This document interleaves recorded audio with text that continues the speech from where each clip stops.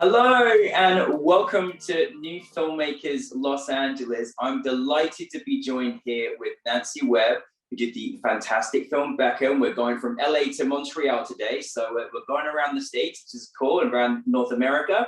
Becca, how are you? Becca. Becca or Nancy? Look at me just messing it all up. Nancy, how are you doing today? You doing okay? Yeah, I'm great. Thanks for having me. Thank you so much. But for those that haven't seen Becca, let's take a look at the clip. Back, back, forward. Do I need the hand? You gotta put down your drink first, though, because you can't Charles when you got a drink. I gotta put my drink down. No, you can't. By the way, forward. Oh my god. Forward. Put some ribbons in your hair, Kathy. We're going dancing. And then you want to spice it up. You can throw one of these. Oh my god. I'm gonna really show it skirt. And then you can do these to the side. And you can take off your top hat. I just love your film. I love the dynamic of your film. I just was on edge because this was just such a unique situation of a date. I was like, wow. But for those that haven't seen your film, tell us a brief synopsis. Yeah, sure. So the film is actually inspired by the Gothic novel Rebecca, which was written by Daphne du Maurier. And the interpretation is very loose in Becca, but essentially Max, who is a kind of charming, lovable psycho, breaks up with him and then decides to set up a first date in her apartment on the same day, and kind of hides it from Daphne, who's the first date. So it's a little bit of like a rom-com thriller combo. It really is. It's all of those things and a whole lot more. Like there's nothing greater than watching a film and never knowing where it's gonna go. Like, you know, there was just no idea what was happening because the story was so fascinating. You obviously shared a little bit about obviously the novel that it came from, but where did the kind of inspiration come for you in that decision of saying, I'm gonna turn this into a film? Yeah, I think it was less of the idea to do an adaptation, because again, it's at best a comedic nod to the idea. But what really was compelling to me about that novel is the idea of being haunted by someone else's ex, a new partner's ex. And I feel like that's a very relatable experience, you know, being in someone's space and seeing the material traces of a past lover and kind of creating a whole narrative out of nothing, and kind of that paranoia that tends to take over. And so I really wanted to take the intensity of that from its original Gothic novel format and bring it into like kind of a fun comedy space. And Yeah. worked with our comedians and friends, and I knew they would just be a thing. So You could. It's so funny because I never really thought about it, but you can really feel the energy if it's shared with more than one person, or particularly that in a relationship. And I was like, just love the way you set the whole thing up, because you could just feel her energy. I even felt her energy was still there. It was just like, it was eerie. I was getting like goosebumps. But no, I really love the way the whole film was delivered. For you personally, like, I just, again, you had a really, really intriguing cast. Like, you know, I was really intrigued by all the characters. How was the casting process for you? So I started out as a stand-up comedian and made my way into filmmaking.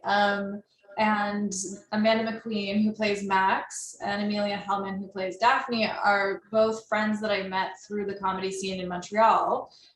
So I somewhat, you know, wrote the characters to that, knowing that they would have great chemistry and that they're amazing improvisers. A lot of the dialogue was improvised or changed throughout the day.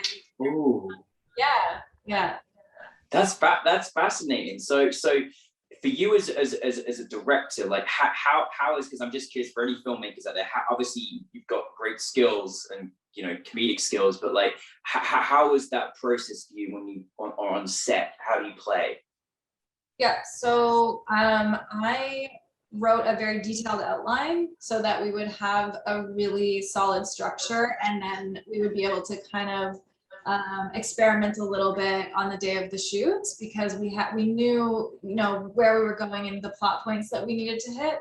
And then honestly, during lunch, we would start joking about something and eating together and laughing. And then it ended up in the film. So the Penn and Teller joke, that's Yeah. bizarre. That was a joke that we started kind of making it over lunch, and we decided to throw it in the film. So I love that. That's so that's, and that was like I remember that part, that part of the scene very well as well. That's so funny. That just see what you can do when you're skilled at your job. Hey, there you go. No, listen, I mean, the whole dynamic and the feel that you kind of created for us on a sort of production kind of level, and obviously kind of creating that sort of gothic slight eeriness as well. Like, how does that, like, when you've got a certain kind of style of a film like this, like, how do you, is it really in the storyboards? Did you have a great vision for it? Production design? How was that process for you? I really like to work with mood boards and films that I'm inspired by and create like a visual world.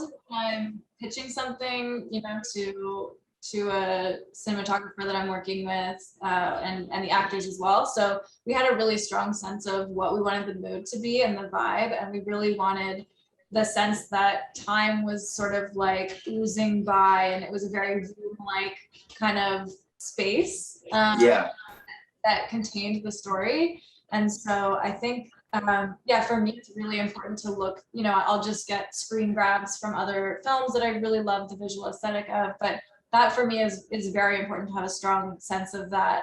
So that, again, like you have some space to improvise outside of that. No, I love that's fascinating. Yeah, mood boards always, they're always a way for me too. I love it.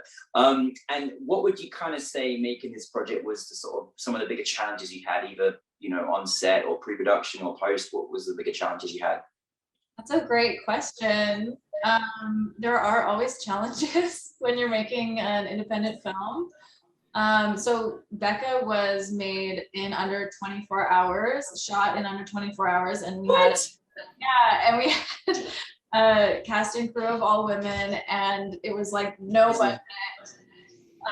Yeah, it was really a labor of love, and the challenge I would say came after shooting, because shooting was really fun. Like it was a really experience, and I think you can feel that joy coming through in the film. Like that, really important to me to have a fun set. But the challenge came after with post-production. It took me so long to find, you know, help with the sound and the color and all of that. So if you have good contacts in film in your local, like in your community, then you can make it happen, but it just takes more time when you're working on a tight budget.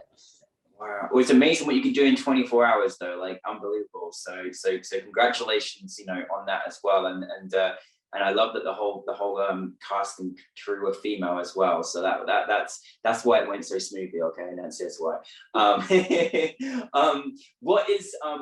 What my question as well, like, because I know obviously this was, you know, coming from a novel, which is, you know, a different sort of perspective, but kind of what did you want your audience to kind of feel from your film? I really love watching films that are really intimate and show kind of like the deep vulnerabilities that people have, and I think there's a lot of humor in that. So I kind of wanted to create something that would be kind of tender, like it is a first date, it is that like awkwardness and that vulnerability, but I ultimately wanted to make something that would make people laugh.